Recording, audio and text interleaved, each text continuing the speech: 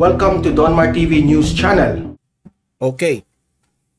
Pag-usapan natin itong merong mga PDL, no, o yung mga preso na gusto na ring bawiin nila yung kanilang testimonya laban kay De Lima kasi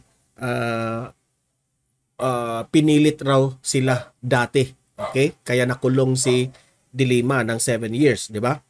Kasi sa ongoing na kaso. So, ito yung balita ngayon na merong 7 na PDL na gusto nilang bawiin ang kanilang statement. Okay? Yan ang una nating pag-usapan. At pangalawa nating pag-usapan, sabi nitong DOJ nung panahon ni former President Duterte, yung mga testigo laban dito kay De Lima, wala raw pinilit doon. Okay? Kasi alam naman natin, yung mga testigo ngayon, nag-back out na laban kay De Lima. Kaya si De Lima, yung dalawang kaso, na-absuelto na. So naghihintay na lang sa isang last na kaso na ma-absuelto si De Lima. At ngayon, si De Lima ay nakapag-bail na. So malaki ang chance na mananalo si De Lima dito. At ngayon lang, dahil sa binalita na 7 na PDL na gusto rin nilang bawiin ang kanilang bilang testigo laban kay De Lima, babawiin na nila ngayon. Okay? So tinanong si Aguirre na nung time na ikaw ay DOJ, pinilit nyo ba ang mga testigo at that time? Bakit nag-back out na ito ngayon lahat? Okay? So, pakinggan natin ang sinabi rin ni DOJ Aguirre. Okay? Kung ano ang masasabi niya tungkol dito. Okay, so pangatlo natin pag-usapan si Martin Romualdez, tuwang-tuwa dahil marami na ang lumipat sa kanyang partido na Lakas si MD. Magpiesta na si Martin Romualdez dahil lakas talaga, nasa pangalan ng Lakas si MD. Lalong lumalakas dahil marami ng mambabatas lumipat sa kanyang partido. Yan, alamin natin bakit lumipat, okay? Sa tatlo nating topic ngayon. Pero bago ang lahat, help me na i-like at i-share itong video natin para kakalat ito sa taong bayan. Okay? Sa Facebook at sa YouTube, like and share. Sa Donmar TV, ready? 1, 2, 3, go! Thank you. And also guys, i-subscribe, i-follow itong Donmar TV para lagi kayong updated sa mga balita na kagaya nito. Okay? Sabay-sabay tayong mag-follow and subscribe sa Donmar TV, sa Facebook yan at sa YouTube. Ready? Follow, subscribe and follow. 1, 2, 3, go! Okay? Maraming salamat po. Unahin natin itong balita. Ito ay tungkol sa mga PDL na nag-back out na rin. Gusto na nilang bawiin ang kanilang bilang testigo, no, sa kanilang pahayag noon, no? So sobrang dami ito, 7 na PDL ito, ha. So let's play the video.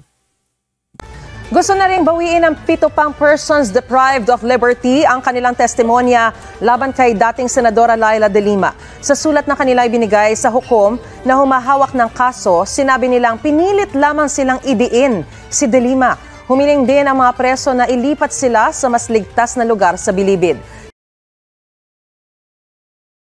So ngayon, ito na ang statement nila, bago na. Pinilit na sila. Dati, tinanong sila kung pinilit sila, so hindi sila pinilit. Ngayon, pinilit na sila.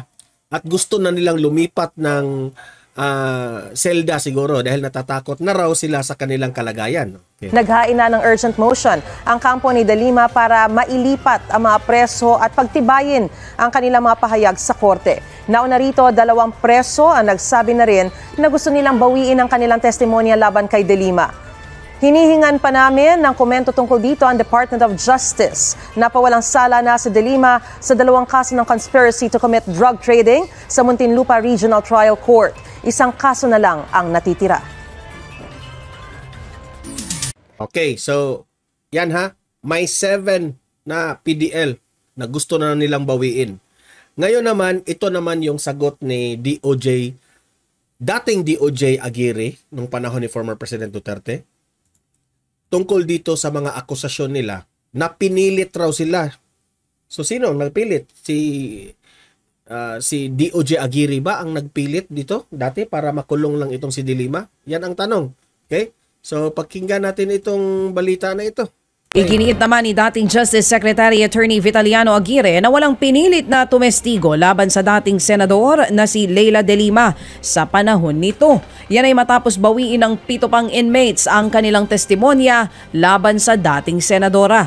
Sa kanilang sulat sa Muntinlupa Regional Trial Court Branch 206, sinabi ni Herman Agoho, Jaime Pacho, Tomas Donina, Wu Tuan Yuan, Engelbert Dorano, Jerry Pepino at Hans Anton Tan na pinilit at pinagbantaan lamang sila para tumestigo laban kay De Lima. Hindi sinabi ng grupo kung sino ang ba-impluensyang individual na namilit sa kanilang testimonya. Okay. So yan ngayon ang sabi ni DOJ Aguirre, okay? Na hindi sila pinilit. Okay? So magkomentaryo na tayo dito. Ngayon, ang tanong, maniniwala ba tayo dito sa mga testigo? At ngayon lang mga bagong testigo na pinilit lang sila para makulong itong si De Lima. Okay? Ngayon, at sa akin naman ito yung na-observe ko, ito yung napansin ko at that time, nung panahon ni former President Duterte nang tinutukan talaga ito sa media, sa Senado, pati lumipat ito sa Supreme Court, di ba? Masasabi nating naniniwala talaga tayo doon sa mga testigo, di ba? Nag-testify na si De Lima may anomalyang ginawa. Naniniwala tayo. Pati ibang mga officials rin sa naniniwala. Dahil sa ongoing yung kaso, kailangan ma-detain itong si Senator Leila De Lima. Kasi medyo mabigat yung mga akusasyon that time sa mga testigo, di ba? Na ngayon ay nag-back out na. So kaya nakulong si De Lima. So ngayon na nakulong si De Lima ng 7 years at nakalabas na ngayon dahil mahina na yung mga testigo dahil nag-back out na. Nag-back out na sila. At ngayon, siguro halos lahat nag-back out na. Di ba? Wala nang natira. Ngayon, nakalabas. Now, dati naniniwala tayo, ngayon, hindi ibig sabihin na hindi tayo maniniwala dito sa mga testigo na 7 testigo ngayon at yung iba pang mga nag-back out na rin na testigo sa unang kaso at sa second kaso ni De Lima. Di ba? Nag-back out na lahat. Hindi ibig sabihin hindi tayo maniniwala doon. Ang sa akin lang dito, at that time naniniwala tayo, ngayon paniniwalaan natin itong mga testigong nag-back out. O sige, maniniwala kami sa inyo na pinipilit kayo. Ngayon, para sa akin, dapat naging maingat ang korte dito. No? I cannot put the blame on former Senator Leila De Lima. I will always put the blame sa mga testigo. Okay? Pinilit kayo noon, nag-testify kayo na may ginawa si De Lima kaya nakulong siya ng 7 years. Mahirap yun. 7 years. Kung totoo mang walang kasalanan si Senator Leila De Lima, pagbayaran sana yun ng mga testigo. Dahil sila yung dahilan na nakulong si De Lima ng 7 years. Kung totoo man na pinipilit kayo, no? Kung hindi kayo nagpadala sa pinilit kayo dati, hindi sana nakulong si De Lima. Di ba? So,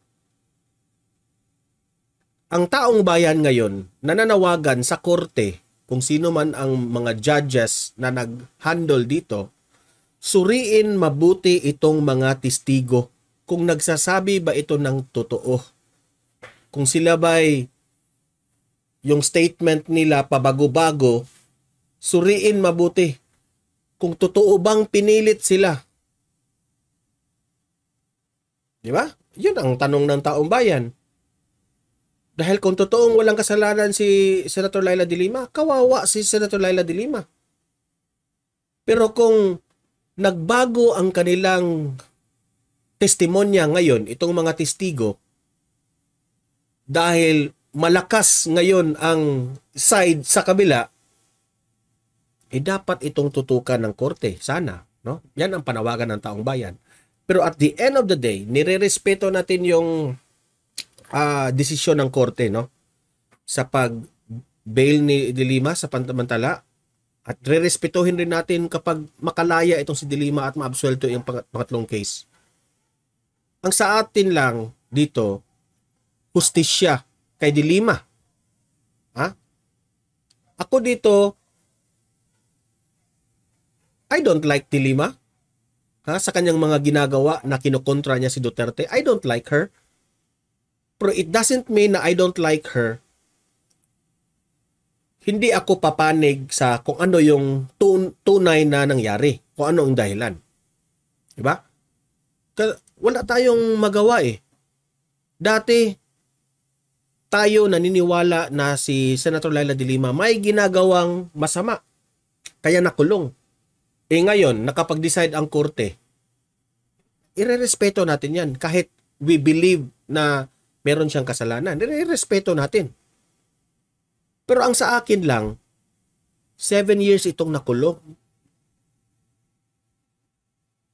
So ganun na lang ba natin i-deal yung mga nagtestigo dito? Dapat parusahan rin sila. Di ba? Dapat paparusahan.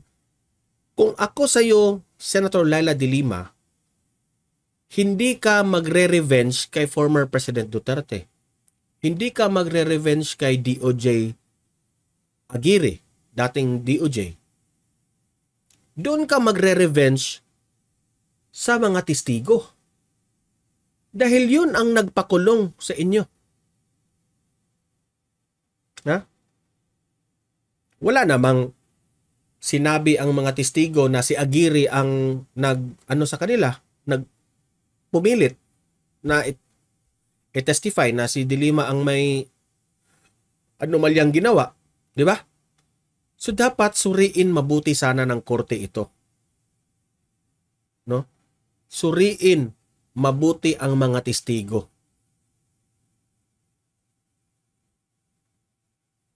Sila dapat yung paparusahan if nagsisinungaling sila. Kung nagsisinungaling sila dati, di ba? Nag-swear sila.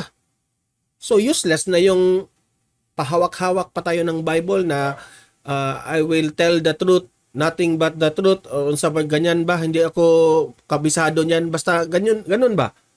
So dapat may parusa doon kung nagsisinungaling sila dati dahil pinilit sila. Di ba? Dapat. Kasi pwede itong magamit sa ibang kaso eh. Magsisinungaling ako ngayon. Ngayon, if mag-iiba yung ihip ng hangin, pwede ko nang sabihin in the future na pinilit lang ako, natatakot ako.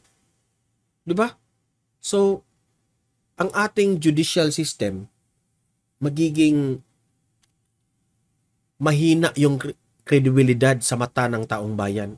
Tayo ako nirerespeto ko yung desisyon, pero hindi maiiwasan na ang tingin ng taong bayan na sabi nila, no? Dati pa ito, nung panahon pa ni Pinoy, na sabi nila ang justice ay para lang daw yun sa mga mayayaman. Pero sa mga mahihirap na tao, wala kang makuhang justice kung wala kang pera. Sad to say. Di ba? So, nirerespeto natin yan. Sana Ang sa akin lang, ang sentimento ko dito, itong mga testigo. Kung sino man ang pumilit sa kanila, kung totoo man yan, yun ang paparusahan.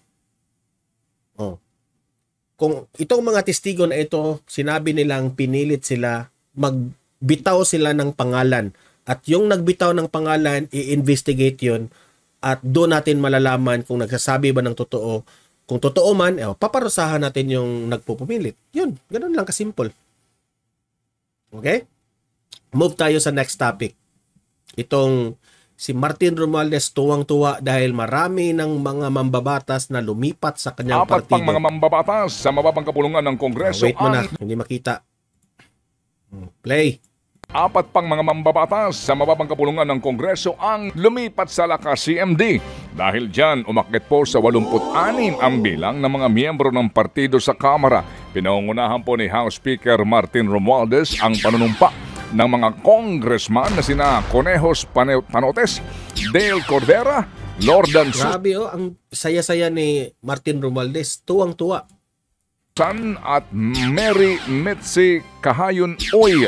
Nangako naman si Romualdez na pangangalagaan ang partido. Correct. Pangangalagaan ni Martin Romualdez dahil malakas na. Dumarami na sila. At mga miyembro nito. Okay, magre-react tayo dyan. Alam mo, Martin Romualdez, yung paglipat ng mga maraming mambabatas sa inyong partido, no? Marami lumilipat. Hindi ibig sabihin na magaling kang leader dahil lumipat. Hindi ibig sabihin niya na magaling kang leader, hindi iyon ang basihan. Marami ang lumipat, natutuwa ka, parang feeling mo malakas, talaga magaling ako. Ganun yung feeling, di ba? Ganun yung feeling, malakas. Si Duterte hindi na dahil yung PDP laban, siya na lang mag-isa sa PDP laban. Itong si former President Duterte. So, feeling ngayon ni Martin Romualdez siguro na magaling siya dahil lumipat, ganyan. Remember, Martin Romualdez, hindi lahat ng mga